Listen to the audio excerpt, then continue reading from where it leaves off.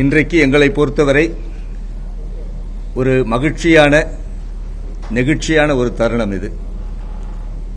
காங்கிரஸ் இயக்கத்திலே கடந்த 40 ஆண்டுகளுக்கும் மேலாக பயணப்பட்டு மாணவர் காங்கிரஸ் முதல் இன்று வரை பல்வேறு பொறுப்புகளை பெற்று இயக்கத்திற்காக உண்மையாக விசுவாசமாக இருந்தோம்.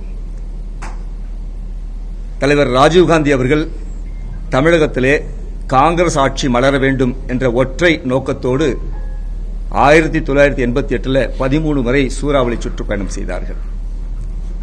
சந்தர்ப்ப சூழ்நிலை காரணமாக இந்த மண்ணிலே அவர் படுகொலை செய்யப்பட்டார்.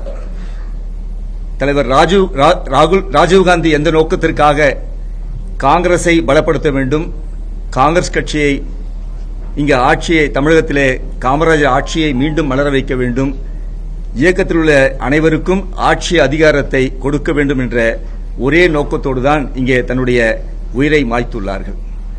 அவருடைய நோக்கத்தை நிறைவேற்றும் வகையிலே தான் தலைவர் ராகுல் காந்தி அவர்கள் தொண்டர்களுக்கு அதிகாரத்தை வழங்க வேண்டும், ஆட்சியிலே பங்கு கொடுக்க வேண்டும், அதிக எண்ணிக்கையிலே தமிழகத்திலே போட்டியிட வேண்டும் என்று மனதார விரும்பினார். அதன் அடிப்படையிலே தான் தாவேகாவுடன் கூட்டணி சேர்ந்து தமிழக மக்களின் எண்ணத்தை நிறைவேற்ற வேண்டும். இங்கே குறிப்பிட்டதைப் போல இந்த தீய சக்தி இந்த மக்களை சுரண்டி தன்னுடைய குடும்ப வளத்திற்காக சொத்துக்களை குவித்துக் கொண்டிருக்கும் இந்த திமுக ஆட்சியை அகற்ற வேண்டும் என்ற ஒற்றை எண்ணத்தோடு நோக்கத்தோடு தான் இருந்தார்.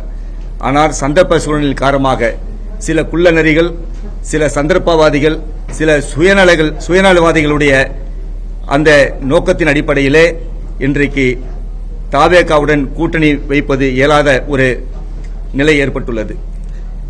எங்களுக்கெல்லாம் மிகுந்த வேதனை. கடந்த 3 மாதங்களாக தலைவர் ராகுல் காந்தி எந்த நோக்கத்திற்காக அவர் செயல்பட்டாரோ அந்த நோக்கம் நிறைவடையவில்லை.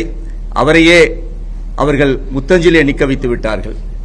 அதனால் நாங்கள் மிகவும் மன உளைச்சலில் இருக்கிறோம். கிட்டத்தட்ட 80% காங்கிரஸ் தொண்டர்கள், நிர்வாகிகள் திராவிட முன்னேற்ற கழகத்தோடு கூட்டணி வைப்பதை எதிர்த்து வருகிறார்கள். ஏனென்று சொன்னால் காங்கிரசின் அடையாளத்தை கொஞ்சம் கொஞ்சமாக திராவிட முன்னேற்ற கழகம் அரித்து வருகிறது.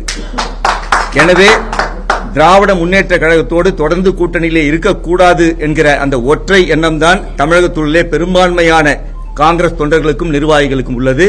அதுதான் காங்கிரஸை ஆதரிக்கும் பொதுமக்களிடமும் இருக்கிறது.